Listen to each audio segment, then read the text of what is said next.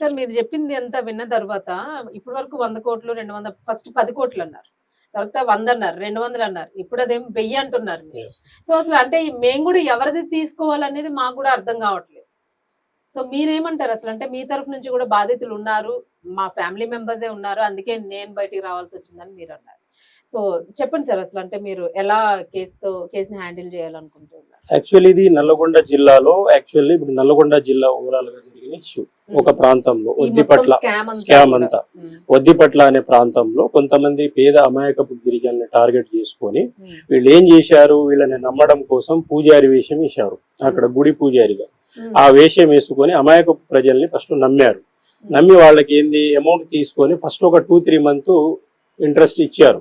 ఎందుకు, బాధితుడు ఎవరైతే అమౌంట్ కట్టారో వాళ్ళకి కొంచెం ప్రాపర్ వేలో నమ్మకం కలిగించిన తర్వాత మిగతా అమౌంట్ మేము ఇన్వెస్ట్ చేశాము, వేరే ల్యాండ్ మీద పెట్టాము, లేకపోతే ఫైనాన్స్ వేరే దగ్గర ట్రాన్సాక్షన్ అవుతుంది, మేము ఇస్తామని చెప్పి ఇట్లా చేశారు.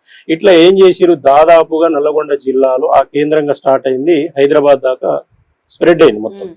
మళ్ళీ వేరే వేరే జిల్లాలో కొంత మహబూబ్ నగర్, వరంగల్ ఈ జిల్లాలో కూడా కొంతమంది ట్రైబల్, వీళ్ళ టార్గెట్ ఏంది, అమాయకులు. దాంట్లో ఎస్సీ ఉండొచ్చు, బీసీలు ఎవరైనా ఉండొచ్చు, కానీ అమాయకుల్ని టార్గెట్ చేశారు. ఈ టార్గెట్ చేసుకొని లగ్జరీగా అలవాటు పడ్డారు.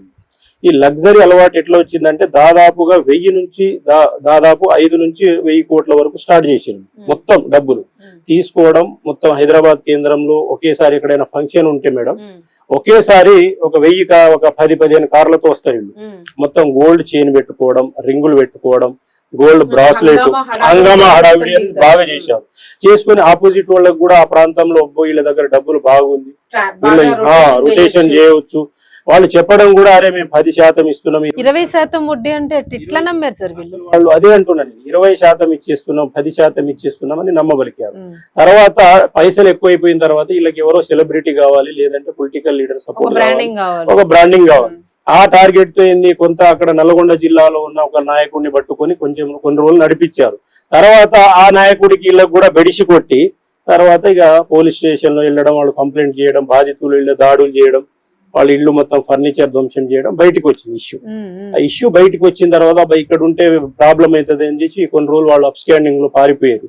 పారిపోయిన తర్వాత ఈ మధు అనే పర్సన్ ఏం చేసిండు, డైరెక్ట్ గా హైదరాబాద్ కేంద్రంగా మళ్ళీ స్టార్ట్ చేసిండు.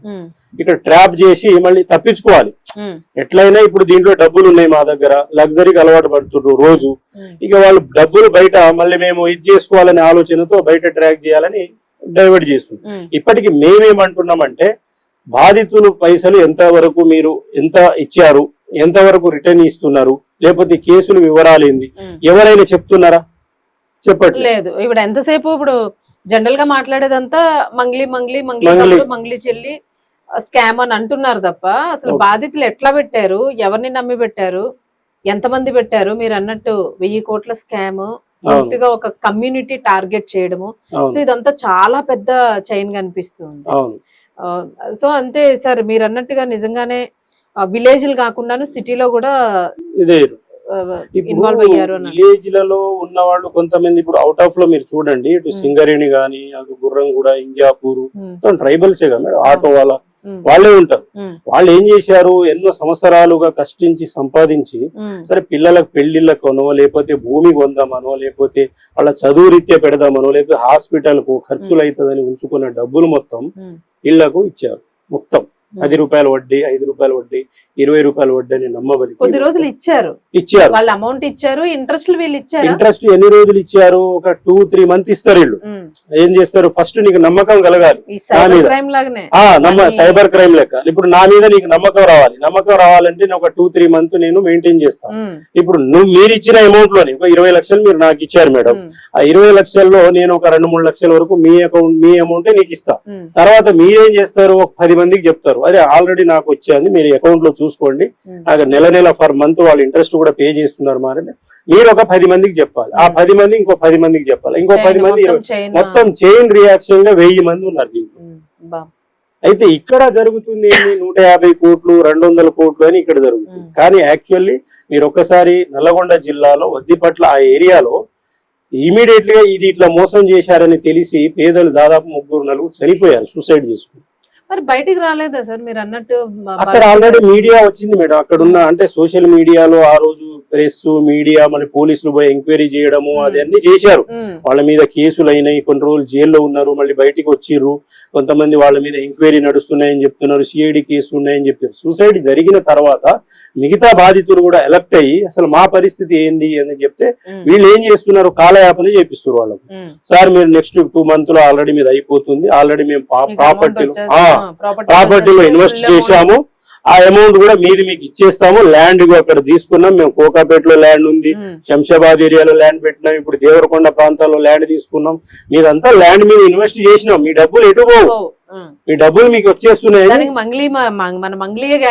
ఇప్పుడు కాలయాపన చేశారు. ఇక్కడ మంగ్లీ ఇష్యూ ఏంటంటే ఇప్పుడు ఇక్కడ ఏం జరిగింది, ఇప్పుడు మధు అనే వ్యక్తి ఇప్పుడు బాలాజీ ఫస్ట్ అక్కడ స్టార్ట్ చేసిండు, ఇదేదో బాగుంది కదా సింపుల్ ఈజీ మనీ, ఇదేదో బాగుందనే ఆలోచనతో మధు స్టార్ట్ చేసిండు.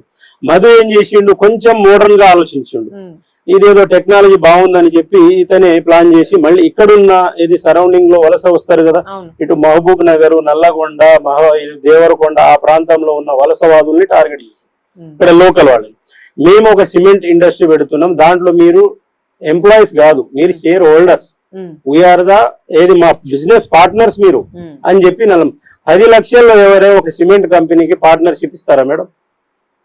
అంటే అట్లా వాళ్ళు నమ్మబలికి 10 లక్షలు ఇస్తే మీరు పార్ట్నర్షిప్ మాతో కలిసి షేర్ పార్ట్నర్స్ మీరు అని చెప్పారు. వాళ్ళు ఏమనుకున్నారు, 10 లక్షల్లో పార్ట్నర్షిప్ అంటారు కదా, మరి ఒక సిమెంట్ కంపెనీ అంటే దాదాపు 500,000 కోట్లు అది చేయాలి మొత్తం. వాళ్ళకంత నాలెడ్జ్ ఉండడానికి ఇప్పుడు వాళ్ళందరూ ఇప్పుడు మీరు గ్రౌండ్ లెవెల్ పీపుల్ కదా, వాళ్ళందరూ ఏదో పెద్ద డిగ్రీలు చేసి చదువుకున్న వాళ్ళకి చట్టాల్లో అసలు పేపర్స్ లో డాక్యుమెంట్స్ తెలియదు. సో వాళ్ళ నమ్మకాన్ని ఇక్కడ దెబ్బ కొట్టారు పూర్తిగాను, అంతే కదా. ఒక ఇప్పుడు చూడండి రమ, ఇప్పుడు ఏదైతే సుబ్బారావు వెనకాల ఉన్న కొంతమంది సరే ఎంతో కొంత సమాజం తెలిసిన వ్యక్తులే నష్టపోయారు. ఇప్పుడు హైదరాబాద్ ప్రాంతంలో వాట్ ఆల్రెడీ ఎన్నో కంపెనీలు మైక్రో ఫైనాన్స్ మీద చేతులు ఎత్తేసి పారిపోయినాయి. పేపర్ లో చూస్తున్నాం, పేపర్ లో చూసినాం, మీడియాలో చూస్తున్నాం, రోజు పేపర్లు అన్ని చూస్తున్నాం, అయినా కూడా నమ్మబలికి ఇప్పుడు వాళ్ళు ఏంది ఈ హైప్ తీసుకొని ఇక్కడ ఏం చేసిరంటే ఇది బయటపడాలంటే ఏదో ఒకటి చేయాలనే ఆలోచనతో ఈయన ఏం చేసిండు, కొంచెం వాళ్ళతో ఉన్న రిలేషన్షిప్ ని పెంచుకున్నాడు. ఎవరు, మధు అనే వ్యక్తి. వాళ్ళతో ఉన్న రిలేషన్షిప్ ని పెంచుకొని అక్కడ మిర్యాలగూడెంలో ఏదో ప్రోగ్రామ్ లో మంగ్లీ అక్కడ రావడం, వాళ్ళతో కలిసి ఫోటోలు దిగడం, ఫోటో దిగడం, ఆ ఫోటోని వీళ్ళు చేయడం, ఇప్పుడు వాళ్ళ తమ్ముడు వీళ్ళు కలిసి ఉన్నదాన్ని చూపించడం కొన్ని చేశారు. ఇక్కడ ఏం జరుగుతుంది, వాస్తవాలు అవాస్తవాలు అనేది పర్ఫెక్ట్ గా ఒక ఎంక్వైరీ జరగాలి, దాని మీద ఒక సిబిఐ ఎంక్వైరీ జరగాలి, లేదంటే ఒక సిట్టింగ్ జడ్జితో విచారణ జరగాలి. ఎందుకంటే 1000 కోట్ల స్కామ్ ఇది, 1000 కోట్ల స్కామ్ అమాయకుల్ని టార్గెట్ చేసుకుని చేసిన స్కామ్ ఇది బయట. అయితే కాబట్టి దీని మీద ఒక ప్రభుత్వం కూడా స్పందించాలి. మరి ఇప్పటిదాకా 3-4 నెలల నుంచి సుబ్బారావు కావచ్చు ప్రతి విషయం చెప్తూనే ఉన్నాడు, తర్వాత అతని వెనకాల ఉన్న బాధితులు కూడా కొంత చెప్తున్నారు, ప్లస్ మంగ్లీ కూడా ఇష్యూ జరుగుతుంది. కానీ ఇప్పటిదాకా ప్రభుత్వంలో ఉన్న ఏ అధికారి గాని పోలీసియల్ అఫీషియల్స్ గాని ఎవరైనా స్పందించి ఇగో మా దగ్గర ఇంతమంది బాధితులు వచ్చారు, మా దగ్గర ఇంత ఇది ఉంది, మళ్ళీ ఇది 1000 కోట్లు అంటున్నారు, 100 కోట్లు అంటున్నారు, మరి దీనికి ఇంత గుర్తించాము, మరి ఇంత రికవరీ చేస్తాము అని ఎవడైనా చెప్తున్నాడా? ఎప్పుడు పబ్లిసిటీ ఫ్రంట్ పెంచుకోవడానికి పోయి ఆడ బ్రీత్ అనలైజ్ పెట్టడము పోలీస్ స్టేషన్ లో పోయి, ఇప్పుడు అది అవసరమే